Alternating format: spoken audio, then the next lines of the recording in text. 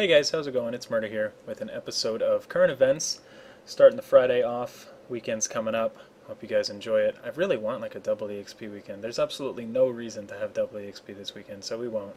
But like I'm feeling it in my loins. Hopefully soon. Anyway, there's a few things of note to talk about today, or for this weekend, or for the past couple of days. The first thing is we had a hotfix patch this morning, which is the notes that you see on the screen at the moment. And I'm kind of excited because even though it's a small patch, we haven't really had a lot in the way of patches, hotfixes, or major updates either, really. So even if there's like some bug fixes, some depot additions, it's always fun to talk about, to log in to some minor adjustments if nothing else. And actually this patch is a pretty good one. For how small the notes are, I'm actually excited about a lot of it. First of all, there's a warpgate rotation. For people who were talking about the WDS, I put a video out yesterday going over some of the upcoming changes for the WDS, and this is among the first where there's a warpgate rotation, so that at least during the preseason it might be a little bit more fair. Just switch the warpgates around, so you'll see that when you log in. There's also only 5 bug fixes, but they are all amazing ones. Well, I don't know. I mean, I guess that's not amazing, but that's good that they removed the bad spawn point. But the other 4 are amazing. I really hated that instant action would occasionally want to take you to bases that really had like nothing there. You would like mouse over it on the map and it would say like no enemies, no enemies. So that was really frustrating. Usually you could catch it if you use like the home key or the I key to do your 10-minute or 10-second countdown. You could usually catch it and stop it, but that's still a good fix. I like instant action ever since they added that feature of allowing you to see where you're going to go in advance, and I do use it pretty often, so that's good to see that they fixed that. There's also this one, even bigger, fix for flares, occasionally not breaking lock-ons. That's been really frustrating if you've been a pilot. You'll notice that occasionally you'll hit your flare, the lock-on will look like it breaks, you still get hit by the rockets ever since that hotfix came out. So really excited about that one. This one probably affects very few of us, but I'm super excited about it because, as you might know, I've been using the golden first-gen SMGs from the EU retail release, and every time you relog, you would lose your soft point ammunition. I got into the habit of re-equipping it, even though that's frustrating, and occasionally I would just forget and not have it on, not realize. So that's awesome. I know I mentioned that to Clegg a while ago, and he also said that the 1x scope for the Eridani, which is currently broken, is going to be fixed in a future patch as well. They do know about that. And then this one was always a little, I didn't exactly know what the problem was. I just knew that there was a problem when you would either run over and detonate a mine or shoot a mine. You would occasionally like get killed by the wrong guy or get credit incorrectly. And I was like, what's going on with that? But apparently that it was just giving credit for the kill to the person who detonated it rather than the person who placed it. It's not really like a big deal, but it's good that they fixed it. With that, you got a bunch of new things in the depot for ESFs, Sunders, and Harassers. A few things you can buy right now, like new ESF fins and lumifibers. There's also some coming soon stuff, such as Harassers. There's a pink one too, at least one pink one, that I didn't find in the vehicle gear, but if you search the word pink, it shows up. It's a little peculiar. I'm not sure what that's all about, but I'm sure Future Crew is going to enjoy that. A lot of these are the ones that you saw Taylor post pictures of in like the happy and the sad harassers and things like that. And there's new Sunderer grills, some really like interesting front body kits, and as well as lights. So if you like that type of stuff, there's plenty more for you to buy, and then there's a few things that'll unlock in like 5 days or so to give everybody appropriate heads up. So that's what's going on that front. Log in, enjoy this stuff, and hopefully we'll be seeing some more patches in the future again, because I always love when they happen, even if it's just a hotfix. The other thing, talking about patches, optimization has been what's going on for the past month, month and a half, or however long it's been now, if you've been keeping up with it. We've recently got some updates on it. Yesterday, Smedley tweeted out some pretty interesting stuff. Optimizations are coming along really, really well. Some real-world use cases, we're seeing frame rates go from 48 to 77. Now, I don't know exactly what that means or what machine he's testing it on, or if it's in the exact same situation, under load, just sitting in the warp gate. We don't really know, but if you honestly have a machine that's averaging 48 and is now averaging 77, that is a pretty ridiculously huge gain, and just kind of some insight into what we might be able to expect on the optimization front.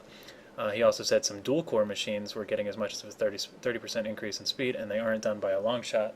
So that's some pretty cool information. Everybody's been really talking up the optimization efforts, saying that they're amazing and leaps and bounds better than what we've had so far, and that's pretty exciting. I don't think that developers and public figures, community members, things like that usually will talk something up so high if they're not really confident in its success. So I don't think they're going to let us down on this one.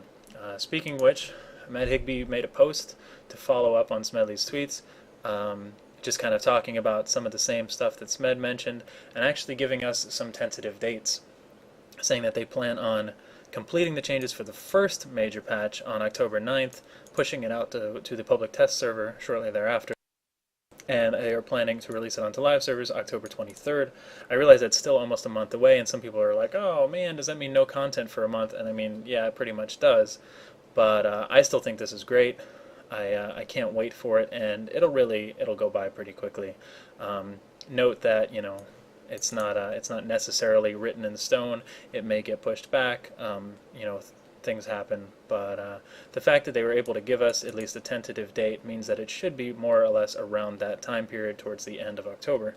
So I'm definitely looking forward to that, and with what they've said thus far, plus another month to work on it, or another couple weeks to work on it, I can only imagine that they're going to have some really great developments in this regard, and I'm really looking forward to it. So don't get frustrated. We'll see this stuff pretty soon. It's going to be amazing. I think a ton more people are going to get to play the game and enjoy the game, and existing players who can run it just fine, like me, are going to have a lot to benefit from as well.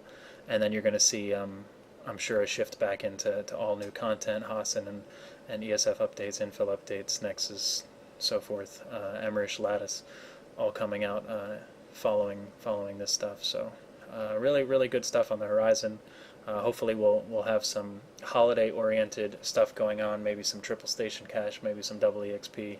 Well, hopefully, definitely. I'm saying maybe, but man, like last holiday season we had like triple station cache on Halloween, on Black Friday, and on Christmas through New Year's, and there was, I believe, double EXP all three of those times as well. So I'm hoping for something similar because we've been itching for those types of things.